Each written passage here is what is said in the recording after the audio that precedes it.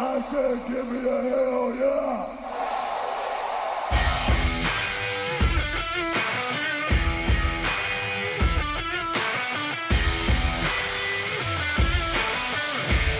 Three, two, one.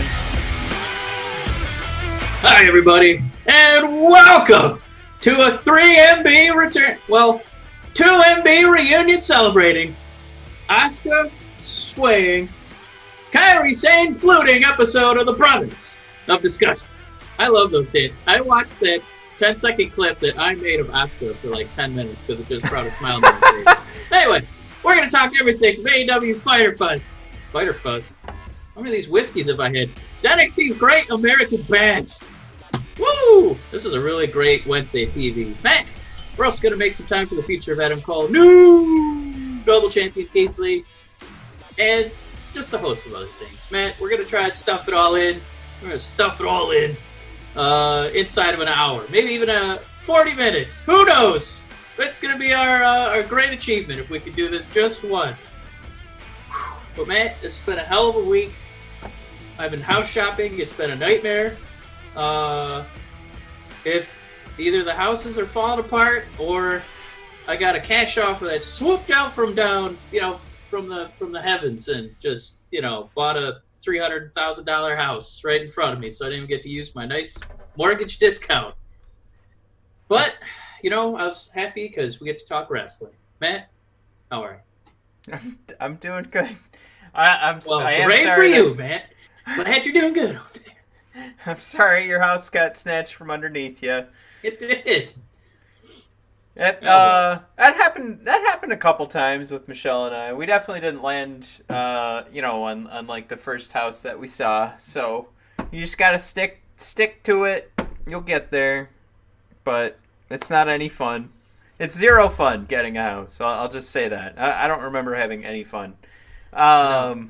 Like the only fun part is that moment where you do hear that you got the offer, because then you start to fantasize about what you're going to do with that house. Yeah. But then the fun ends because then you get thrown right back into like mortgage bullshit and payments, and then you've got deadlines. You've got to tell them to finish fixing up this bullshit I found in the basement before I move in, like stuff like that.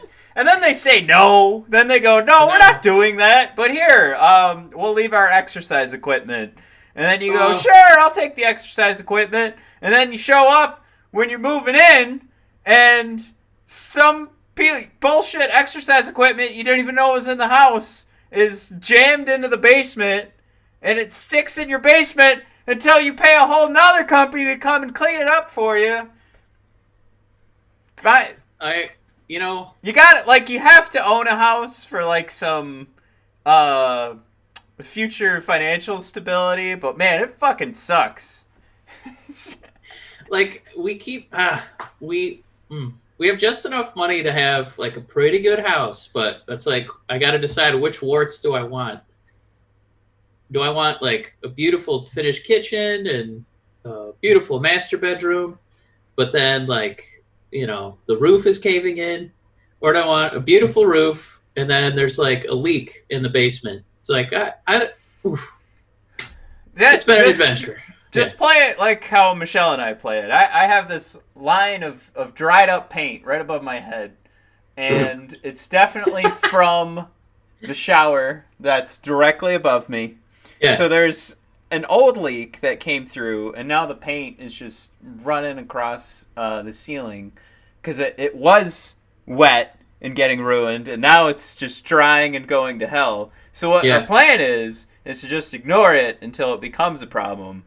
So then we don't have to pay for it now, and then we spend a bunch of money on stuff we don't need. So that's how we do it. I would say I haven't... Nobody's allowed in the office. That's how it works.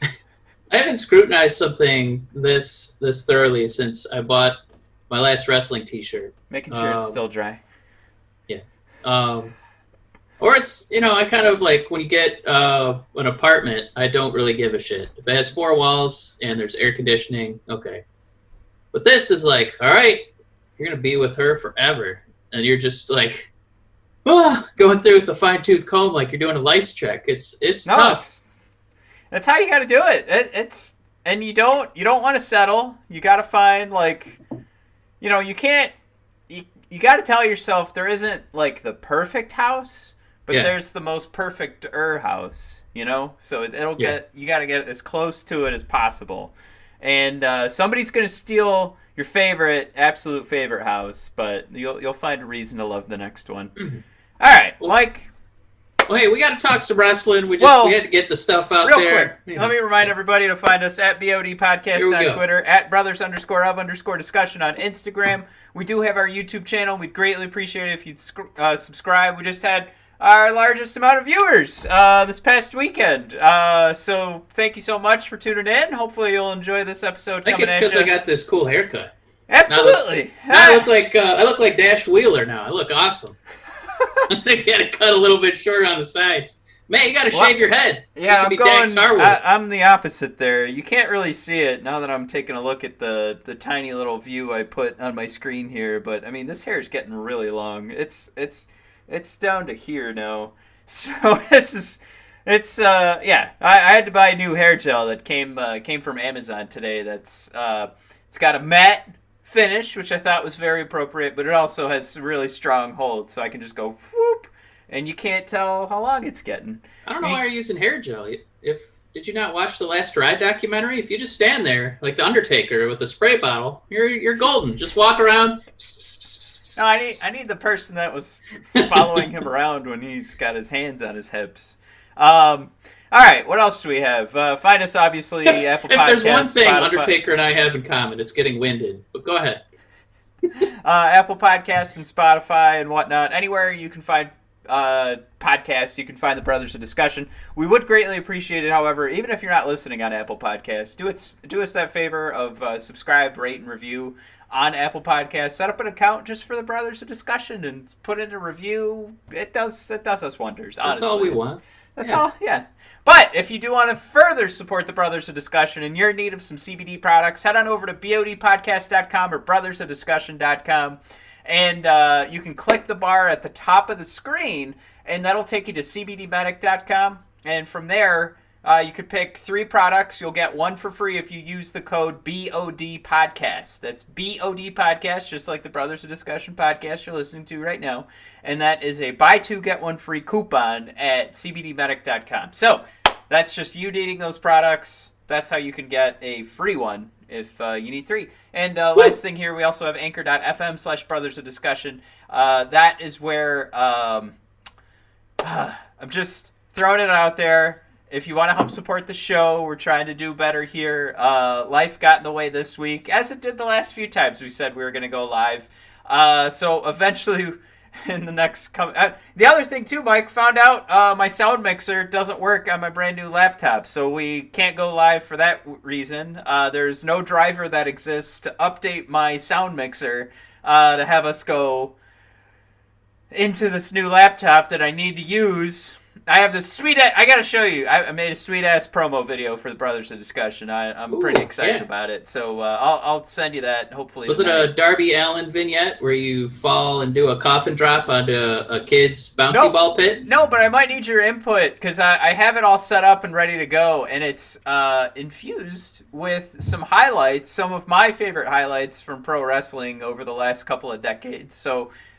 you might have a suggestion. I would have you'll have to come in and eliminate another one. So, yeah, that didn't make it. Oh, nope. I was just doing 5 times. All right, that didn't make it. All right. It's also, you know what? There is a section that says that's describing us as brothers, and that would be a good spot for Harlem Heat to find their way into said promo video. Okay, let's start rolling on some pro wrestling here because we said less than an hour, hopefully 40 minutes. Quick hit here, Mike. Angelo Dawkins, congratulations on your new baby. Oh, wow. Always good news. When we got the baby here first for an interview, so here we go. No, all right. Go ahead. Heath Slater Gator triumphantly returning to the WWE. We don't know if it's a one-off or like it is kind of odd if it is a one-off. I kind of hope this meant he was coming back, but I don't even think if it was he's not, off because he was shirtless. I think he's trying to show off how jacked he is so Yeah. that he can get back on the card. he is absolutely jacked right now. I liked, somebody posted on Twitter, it said for 3MB, the routine is get fired, get jacked, and then win some championships, because that was the same for Jinder Yeah. Mahal as well. So Yeah. hopefully Slater Gator's just on his way. But it absolutely was a wonderful way to open up Monday Night Raw, and it really showed Drew McIntyre to be like, God, they did just a slam bang job building up Drew McIntyre, because even when we're supposed to be bored of him, man, this Dolph Ziggler feud is just furiously like ramping up, and you hate Ziggler, you love McIntyre even more, and they brought in the perfect sympathetic figure for you to fall further in love with McIntyre. This is actually a great time for me to plug. Mike, I wrote my first blog. We're getting back in there. So I'm hoping that this weekend I can get this stuff posted. And what I want to do is jump back in to our coverage of Dolph Ziggler versus Drew McIntyre as we head into the weekend. It's one of my favorite romances. You know what? Yeah. I'm fast forwarding a week because we're still a weekend away, right, from our next pay-per-view. One more weekend. Yeah. All right. So, Mike, you wrote some notes in there. No, I was just gonna say, I'm glad. Yeah, I was just glad you brought up Heath Slater returning, because I gotta think it's a little bit like, you know how Kevin Owens for the longest time would cut promos, and in some way, even if he wasn't feuding with Sami Zayn, he'd still bring up Sami Zayn just to keep his best buddy relevant. Or, you know, Taker getting a voice and who got to defeat him first at WrestleMania, and he picked Brock. You know, or it's no accident Daniel Bryan is, you know, he loves Drew Gulak and what he represents in the ring, and he's like, hey, I'm going to try and get this guy over. I got to think that in some capacity McIntyre had some input, and he's like, give me Heath. I want to have a moment with my buddy from 3MB. We suffered for a very long time together, so let me get this guy on TV. Dude, take your shirt off. You look fucking incredible. Let's try and get you a contract and, you know, maybe some title matches. How about that? I mean, I believe it. I mean, Drew posted today. I mean, we see Instagram all the time, just and Twitter littered with absolute garbage. And Drew posted two things in the last couple of days. He did an interview with kids at a hospital, and the other thing he posted was him and his significant other holding hands, just walking away from the camera in love. I mean, the guy just he really deserves this. Like, I wish I was holding his hand in that picture. All right, Mike, if we want, we could jump into it. Let's finish off Raw here. I think that's the best idea. I would say going back to the beginning of these crowdless shows, I mean, the women's division has absolutely, just week after week, smacked it out of the park. And there's one MVP.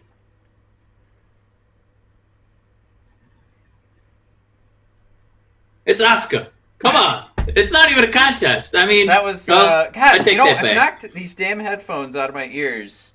No, like 4 times. Sasha and Bayley have really figured out their like heel work. Their chemistry has been just top notch. But I mean, Asuka, who does not really speak English, is now getting multiple segments on Monday Night Raws. She's just parachuting in for a quick cameo in NXT. She's rubbing elbows with the Io Shirai's of the world. Her stuff is hilarious. It's heartwarming. It's so like authentically passionate that you can't help but like fall in love with this person who is just totally like the female version of what we're seeing from our men's champion and Drew. Both of these people are just totally like they get it. This is what we want from our champions. It's almost like they're They're like that. Man, it's almost like you could see them kissing babies, but you wouldn't roll their eyes because you would think, oh, I think they genuinely like babies, and so they probably just want to do some baby kissing. Is that a weird sentence? That was a weird sentence. But yeah, I'd stay away from that one, but I think we get the gist. Yeah, I just the TV is a happier place when Asuka's on it, and I'm so glad she's got her sidekick and Kairi back, who was dropping some mad beats on the flute match. She was doing really good, or I guess recorder, not really a flute, but yeah, her segments have been great. And just one more little nugget here because I'm a big mark for her was Ruby Riott. Her win streak. I guess it'd be the opposite of one of those. Be a losing streak is pretty healthy, pretty robust at this point. But they got to have something in the works for her. She's such a good worker. She's got such great facial expressions.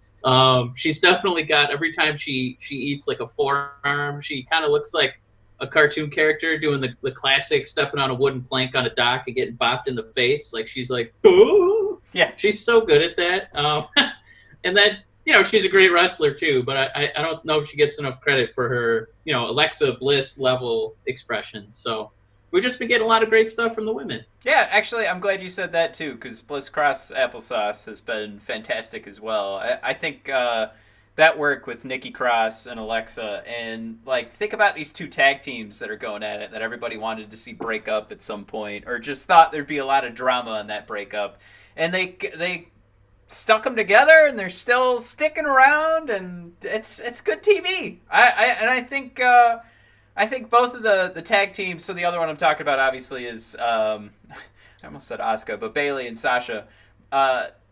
When either one of these tag teams blows it up, it's going to be huge. I think they're just building this bigger rapport.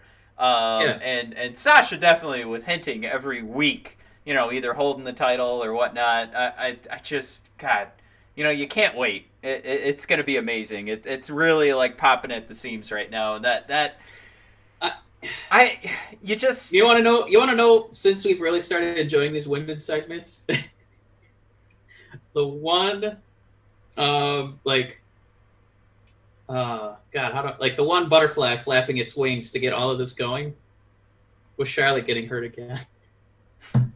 So spots where she would have been, I keep using that word, but she would have been, getting parachuted into NXT, SmackDown, Raw.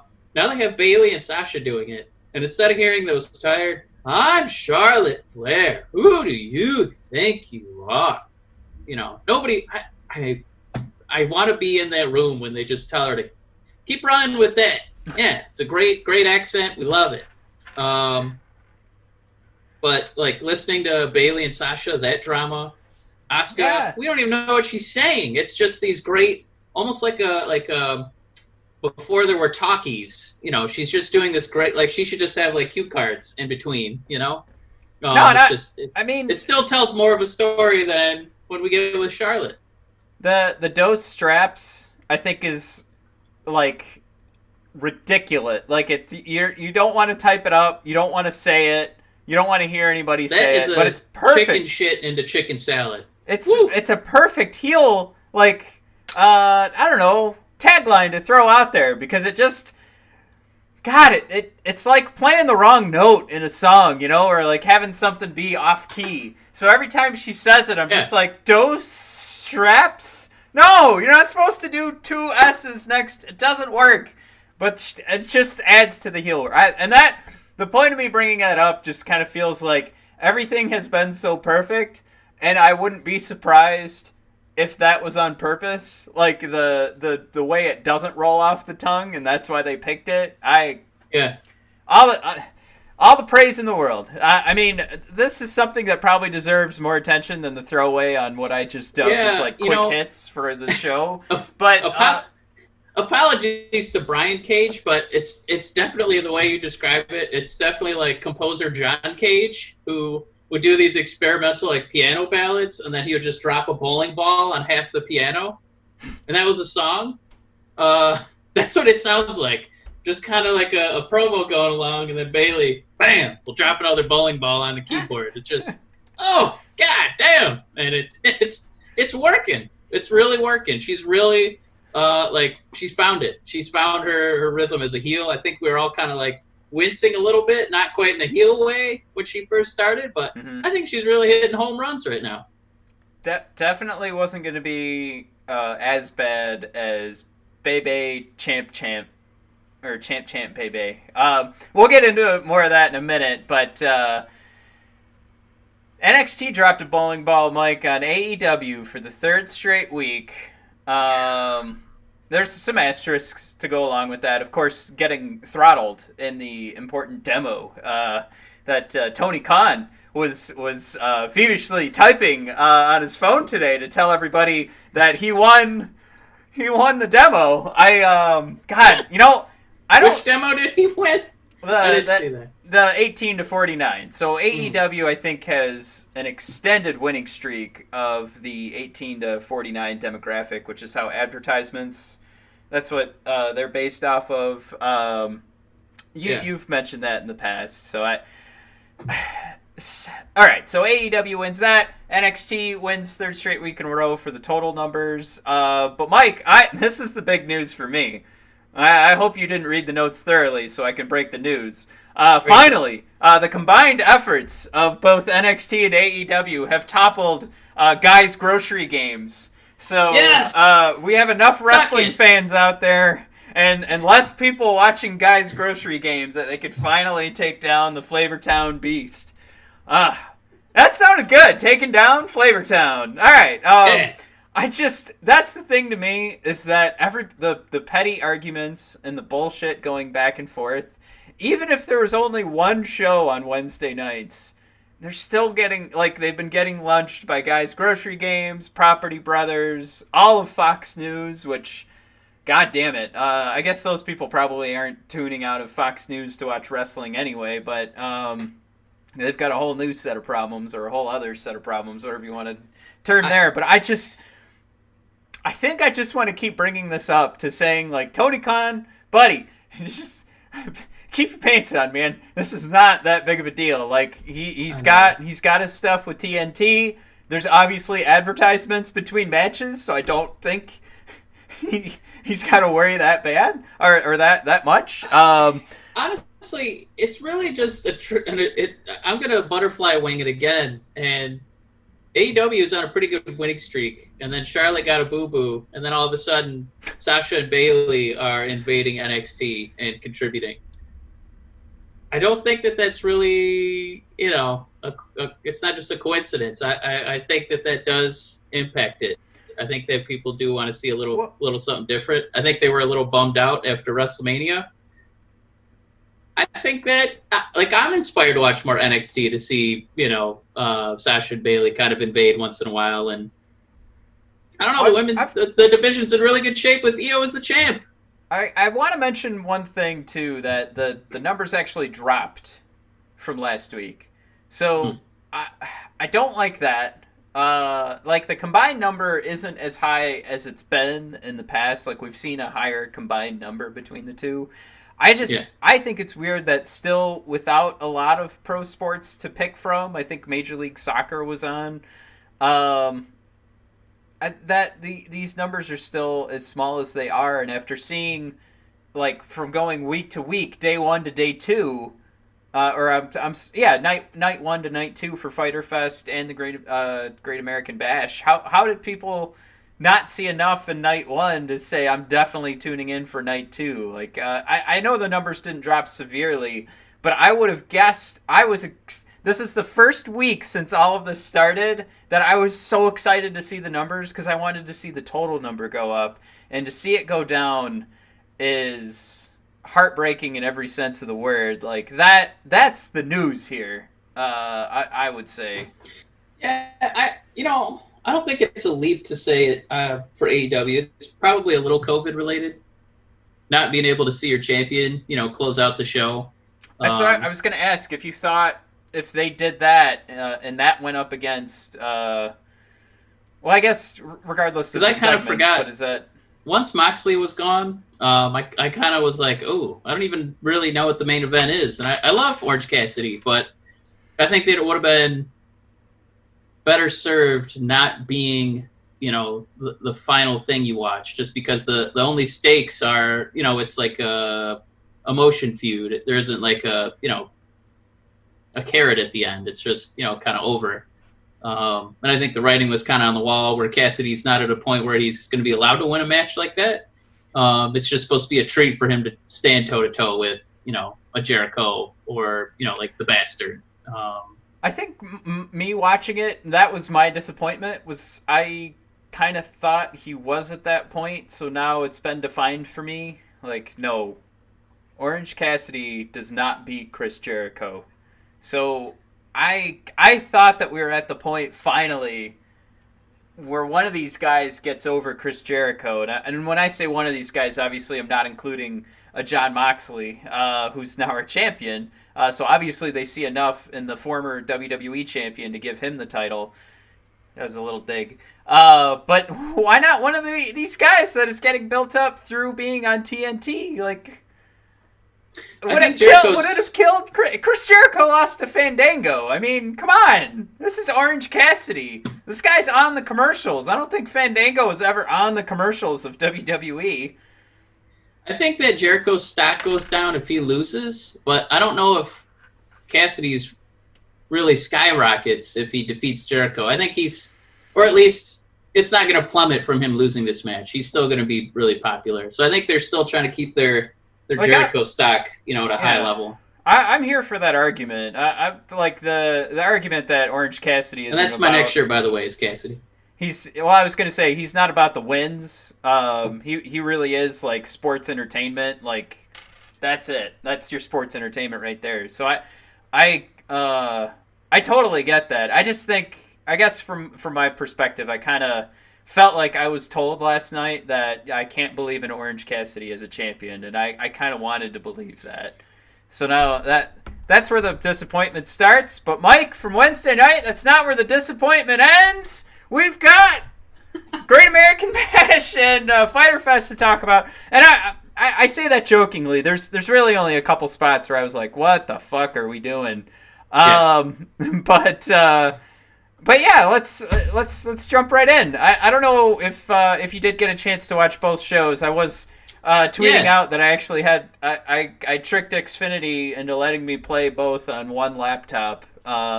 So I had to simultaneously log in so I could play two different shows on different tabs. And I went incognito with one so that I could actually play Fyter Fest and then the Great American Bash at the same time. So I did it. Woo! Figured it out. So folks, if you have Xfinity and you're trying to play live TV through your laptop, you want to watch two shows at once, just go incognito with your second tab and they can't track you. All right. Hopefully nobody from Xfinity's listening.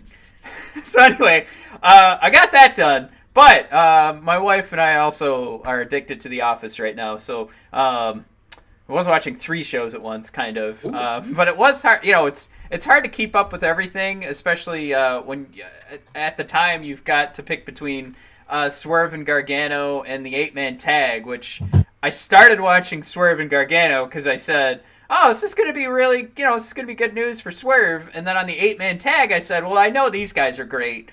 And man, was that a mistake. Because, from the beginning, I wish I had been watching that. So I actually went back and rewatched it. And I don't want to get into, what was match of the night or anything yet. I'm sort of hinting at that answer right now.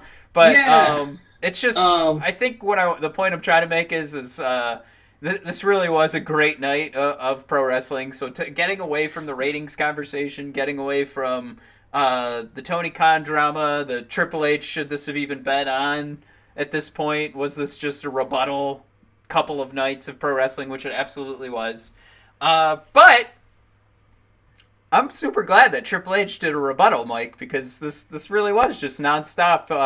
By the way, you look like Roman Yossi right now with the way the light's hitting you in your hair from the Nashville Predators. But continue.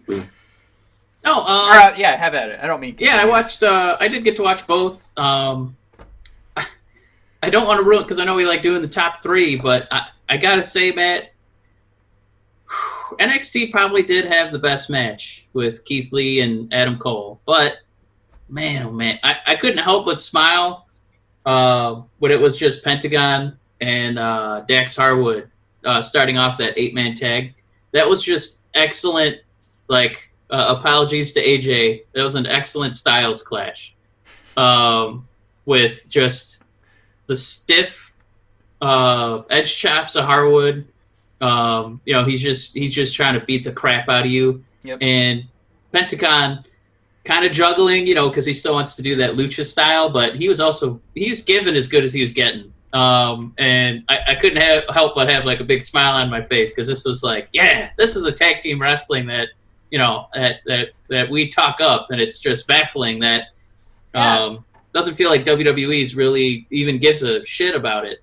The way it's sometimes not even on a pay-per-view card, like they forget to have a tag team match. But this was just excellent wrestling, and I'm so excited for that Fight for the Fallen, because we're going to get the Lucha Bros versus FTR. And they gave us just to wet the palate, just a little taste, little finger, if you will, not the full four fingers, but man, did they look like they're going to have some really, really strong chemistry. And I don't think there was maybe like in that 20 minutes, there's like maybe one goof up. Just the Butcher, I think he tripped once, but other than that, it was like, for me, like a perfect match. I would love to watch that match again. I had so much fun. I loved watching the way FTR would actually obey the rules. The Bucks would kind of come in and do things the Bucks do, and then they would kind of mesh styles, and you'd kind of see guys from FTR, do double team maneuvers with the Bucks, and then the spots with the Lucha Bros. I'm not gonna. You're really gonna have a hard time ever catching me calling them spot monkeys, because it felt like every single thing they did naturally flowed through the match. It was just like a perfect novel, where it was like sentence one just fed all the way into the last word. It was really strong. I really loved it. I'm glad that you brought that up, because to say it's telling that story. I mean, we love a good book. We love a good story because somebody put in effort putting it together. I think a spot fest is something where a couple of guys are, they got each other by the neck. They're in a hold. They're discussing what's about to happen, and they just randomly do it. I think that's probably the true definition of a spot fest. Just Jim Cornette's just wet dream. I'm kidding. That's a sweaty, I don't know, wake up in the middle of the night nightmare. But this looks like they took the time and dialed this all up, planned it all out. That's why it's so good. That's why it's so much better, and it deserves to never... I mean, it deserves better than being dubbed a spot fest by the likes of Jim Cornette, because they're taking the time to put it together as you would, and I hate to say this, but, I mean, if I've been to Vegas, I love my Cirque du Soleil shows. I mean... They take the time. They're very talented. I could never do any of it, just like I can't do anything the Lucha Bros do. Be great if it was set to some Beatles music. Unfortunately, we can't do that. I'm sure that it'll be really hard to get the rights. Tony Khan, shoot, man. You want to get some respect points back after today's Twitter fiasco, put some Beatles music on in the middle of these matches. But yeah, I mean, that's it right there. It's the time and effort. It's the planning. It's that effort that I think we appreciate, whether or not we're actively thinking it during the middle of the match, because it doesn't have that flow. It doesn't tell that story. It doesn't have the novelization, as you put it, without them actually processing, talking with the Young Bucks, talking with themselves and going, can we actually do a Canadian Destroyer off the top and jump over the... Yeah. I mean, you've got to get 8 guys involved to make that work, it looks like. But yeah, do you want to do a top 3 for each? We can get out. Yeah, we'll probably get out of here quicker, because I mean, let's do it. Bronson Reed versus Tony Nese. Wow, that's moment number 3. No, I was gonna say I don't want to spend too much time on that one, because that was not my favorite thing to watch. Well, I like to save. I like to do top 3 and 1 dishonorable mention. Okay, let's do that, Matt. Moment number 3 for NXT's Great American Bash. What do you got for us? I'm gonna go. See, I want to stay away because I really loved watching Mercedes Martinez like show up, and she has that aura about her. Kind of the same feeling I got from seeing Karrion Kross the first time. But I am gonna give the props as I should, because even though I picked the wrong match to like get behind from the get go, which was this match, and I actually enjoyed the 8-man tag better. Gargano and Swerve did a great job, and I think it's going to be forgotten as we go along here, because it did at the time it went up against the 8-man tag, so it's just hard to compare the two, because you're basically talking about maybe the best division in pro wrestling, if not second to the women's division in WWE right now, is that tag division at AEW. It's hard to go up against them, and then you pretty much just did an all-star competition, like an all-star game kind of thing of an 8-man tag. Does it really mean anything? No, but it's all a lot of fun to watch everybody get in the ring together. So I'm done gushing about the match that this one went up against, but yeah, I mean, Johnny Gargano's got it, and when he's not talking, I still love Johnny Gargano. But this is a great opportunity for Swerve, and I think maybe the only part of this that doesn't have it go a little bit further up, if not, my number 2 really was just a great match to watch. So what I just said is probably a lie. So it probably couldn't make its way to number 2. Definitely not number 1. But I wasn't happy that Swerve couldn't get it done. I think that was a mistake there. Kind of the same vein of Orange Cassidy not getting an opportunity to say, like, I am championship worthy. I think this just pushes Swerve. Like, I don't know if NXT's the place to go, man, he had such a great match against Johnny Gargano. I feel like that's the guy you beat. Like, it took Gargano years to win the NXT championship, so if he loses, he's the scrappy, junkyard dog, if I may. So I think he's fine losing matches, and it would have done a great deal for Swerve. So that's the disappointing part. But overall, that was great wrestling, and I think it'll get overshadowed because of what it went up against and how many people just completely missed the fact that it was on. But Mike, you're number 3. There was no way I was going to omit this from the top 3. It was Hangman Page and Kenny Omega against Private Party, defending the tag team titles. And like you're saying, there's a lot of tag teams doing battle. And I guess the reason that I wanted to make sure that this was included is not just because Omega and Page are 2 of the best in the world, but they proved it. Omega is really known, for his speed. Even when he's making almost like Barry Sanders, the way he twitches his hips, he'll just really quickly pivot into the next move, really quickly pivot into turns, but still make that pause so he can build up the speed. It's like you don't want to go too quick because then you don't even get time to digest it. It's very like Bruce Lee of him, where he purposefully will slow down a little bit to make the bursts look that much quicker. But what I really appreciate is those guys, Hangman and Omega are quick, athletic people, but they know that that's Private Party strength. So it was so cool to like notice the detail that Page and Omega. And it's funny reading reviews that they gave, like I've seen like Bleacher Report give this like a C+ or B- because they didn't understand the pace. But Omega and Page purposefully wrestled slower than they usually do to make Private Party look that much quicker because that's their go-to. So it just for me, it was one of my favorite Hangman matches because he was the muscle. And going up against Private Party, he can get away with being the muscle. So he got to have the big shots. He got to have the big hits.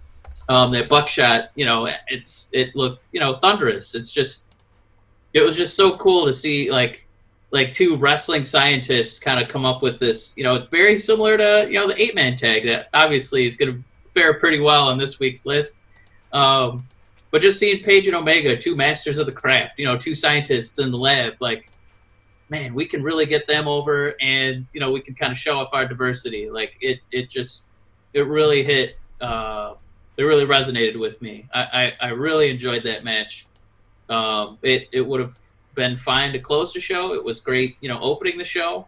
You know what? I immediately I saw the same rating that you saw, and I immediately gave that match oh my god, A plus. I think you know what I tweeted. Of all non-surprises, this is the non-surprisiest, is AEW having an opening tag match that just knocks it out of the park. And I felt everything that you felt, so I totally agree.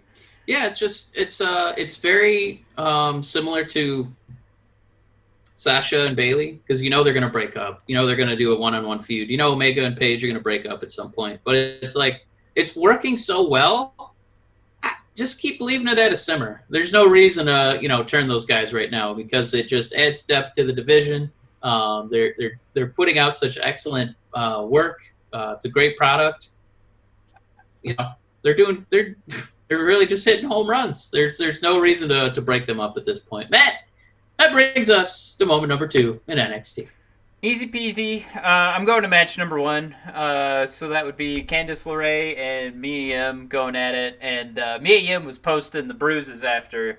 Unfortunately, I tweeted too right after the match, kind of teasing Mia Yim a little bit. But her job, quite like Buzz Lightyear falling with style. She does the same thing, but she falls down on the mat, and it's a 3-2-1.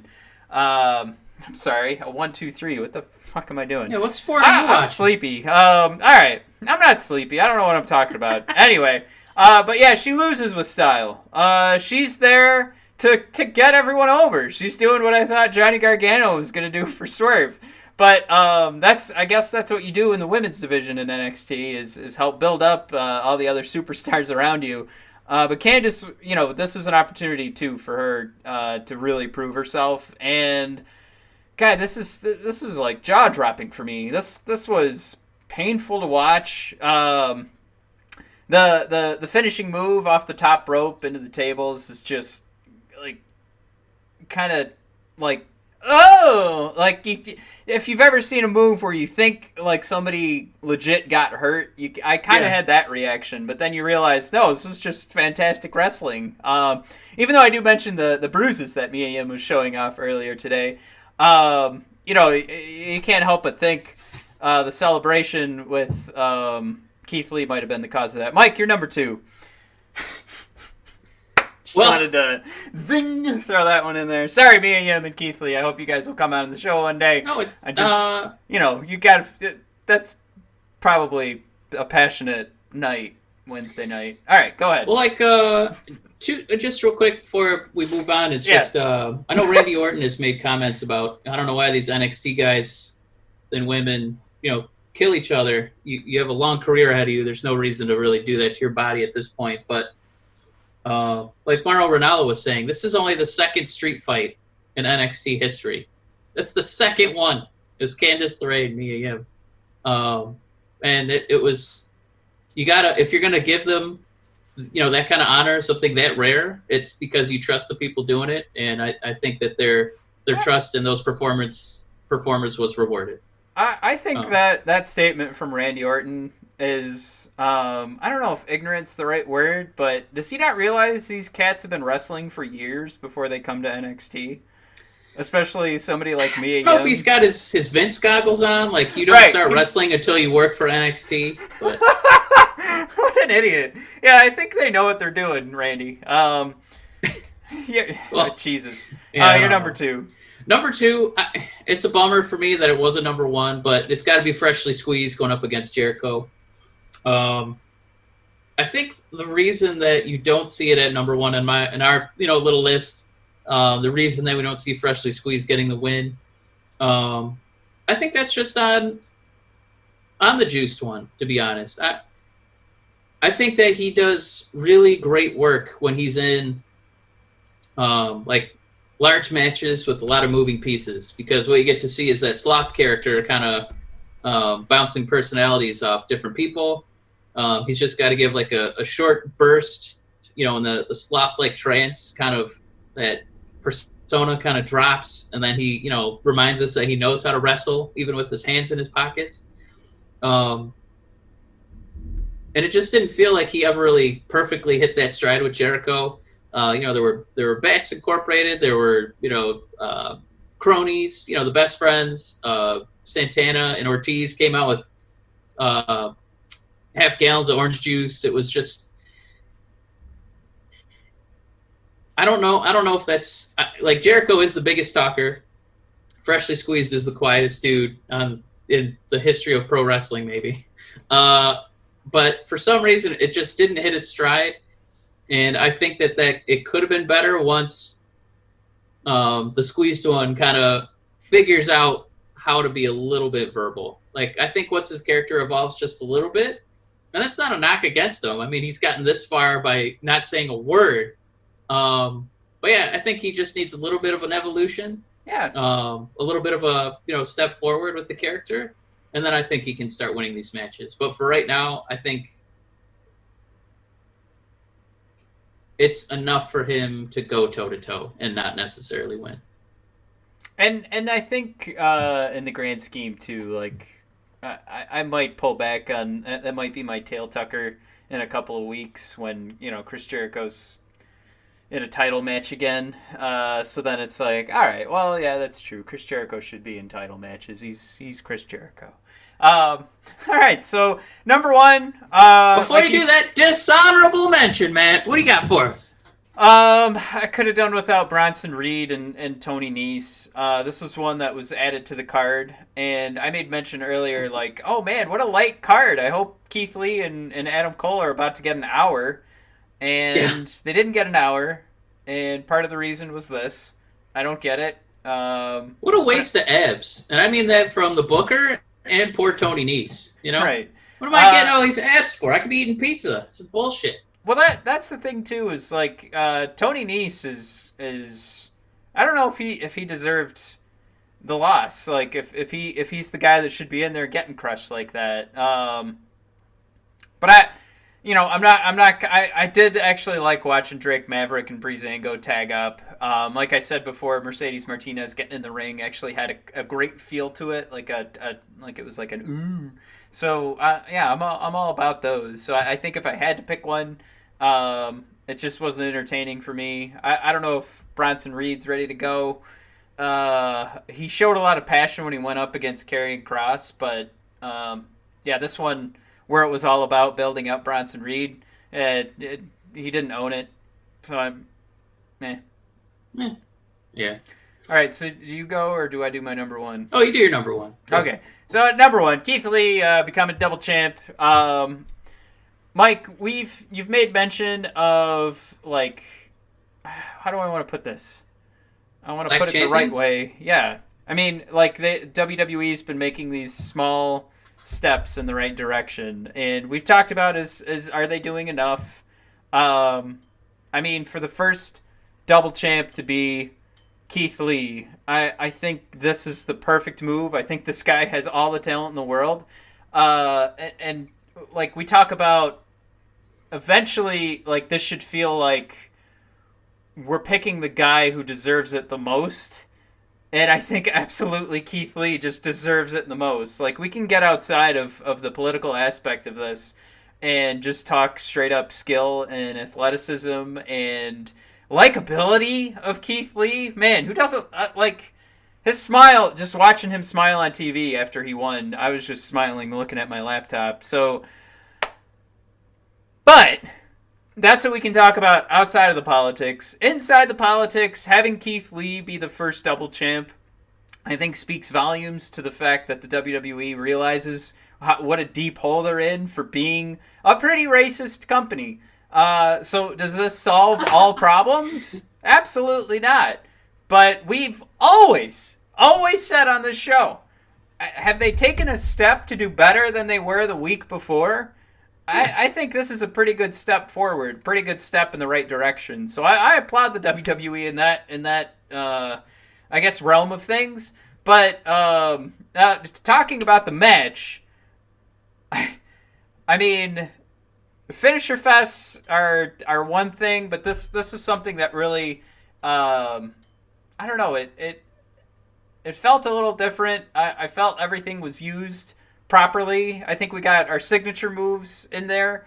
I think for Keith Lee, this is just something to, like, if this was the first time you were seeing Keith Lee because he's in, this main event NXT Championship match, I think you saw every reason in the world why this guy has, why was he allowed to go up against Brock Lesnar just one-on-one at the Royal Rumble? Why did he almost get to take down Roman Reigns at Survivor Series? There's been free agent signings with these wrestling companies that have meant a lot. And I mean, like, an AJ Styles coming in, and we don't know. I'm not saying Keith Lee's going to have the same. He's going to be having a boneyard match with the Undertaker in 7 years, but this very well may be one of the most underrated free agent signings, because Keith Lee did come in and there was pomp and circumstance, but I mean, it wasn't something where when his first few weeks on TV came up, it was like, pop the popcorn, stop what you're doing, turn the office off, sit down and watch NXT. But Keith Lee is that guy. Pop your popcorn, sit down, turn off the office. Yeah. This guy deserves everything that just was handed over to him. And I'll finish with this, and I'll give you an opportunity, Mike. But yeah, this new era where we've been talking about the hybrid superstar, large, in charge, and athletic. Mike, there's going to be NXT Championship matches where Keith Lee and Dijakovic are going to be flying 10 feet in the air. We're going to, wow, goddamn. Mike, if this title reign continues, we could have Keith Lee, Drew McIntyre, and Braun Strowman at Survivor Series. Holy shit balls. Okay. It's pretty cool. No, I think you said it beautifully there. Thank God for COVID, just because it allowed us to kind of really focus on some certain issues racially. There were less distractions, and I think because of that, a lot of companies had to, they were suddenly in the spotlight, and there was nowhere else to hide with, some razzle dazzle here and some, racist razzle dazzle there. They're like, we're going to have to actually stop being racist for a little bit.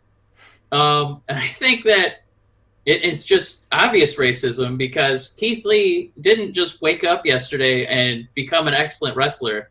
He was great basically from day one in NXT, and this company had no idea how to handle him. He had a long feud with Dijakovic, and then he was just kind of up and down. He was losing matches at, takeovers. We did love that feud. I love that feud, but it was like that's all they knew what to do with him. And in between there, he was just kind of floundering for a bit. I don't know if this is a guy that really needed a big build-up. I don't know if the people believe in Keith Lee. He's a 300-pound man who does springboards with the agility of a lucha wrestler. He's insane. It's just, I'm glad it's here now. We're just like with Drew McIntyre. It's all that bullshit is over. We're in a spot where the most deserving person is on top. He's earned this 100%. And I'm just excited for his future. And Adam Cole's, I'm a little nervous. I don't know what WWE's plan is for this guy going forward, if he's going to get a rematch or if he's just going to immediately get called up. It's not like he has anything left to prove in NXT. It's just whether or not they believe his size can, handle the WWE circus, a couple nights a week, every week. And so, I'll say this. We are at 54 minutes, so we're all right, in danger let's get of into an this. hour. Matt, AEW Fyter Fest. The dishonorable mention was, I don't even want to mention it, but Taz crowning Brian Cage, the FTW champion.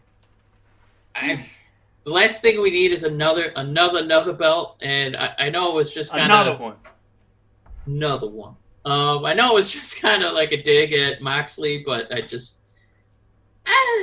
don't know who that promo was for. I guess that belt was kind of for the same people who EC Dub. I'm over that. I Didn't need that. I don't need to see Matt Hardy bringing out Private Party. Let's move on. I don't need those throwbacks.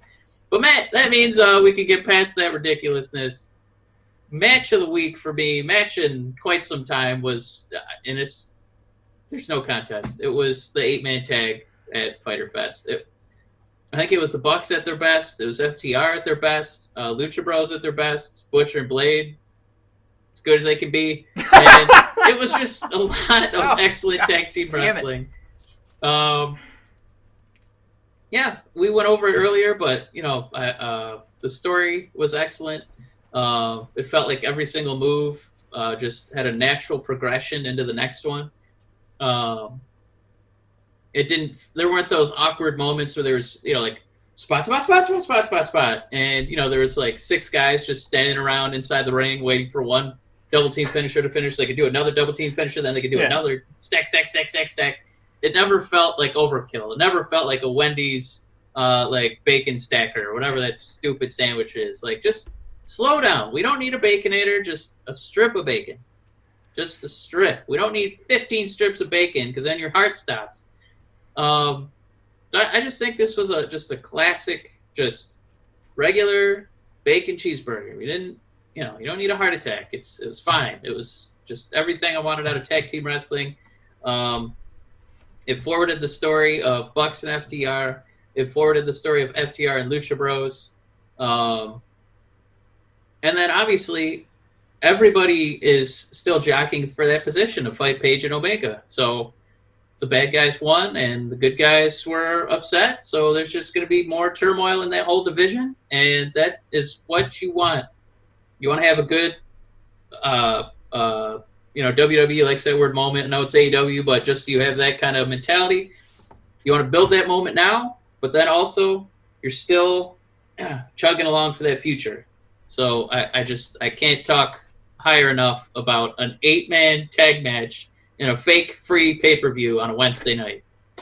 No, I absolutely loved it, and so far it's the only match I've been. I put it on my priority to make sure that was what I watched a second time. If you haven't watched it and you only saw NXT and you only have time to watch one match from AEW Fyter Fest, that's it. Now, heading into next week, Mike, we've got we'll be talking about another Fight for the Fallen. We've got Cody Rhodes and Sonny Kiss. We've got Cage and Moxley. It's going to be another big night for AEW, and then of course we've got a preview WWE's pay-per-view that Extreme Rules or Extreme Rules, as I can't look at that logo and not think Extreme.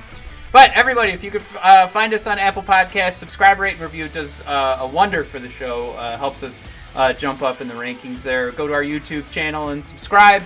And I'm looking at my light and not the camera. I'm gonna look like I'm blind or something.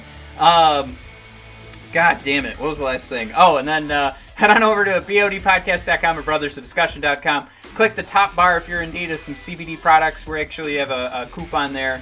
It's it's BOD Podcast for the coupon. It'll get you buy 2 get 1 free at cbdmedic.com. You have to click the link at the top bar though to help out the Brothers of Discussion.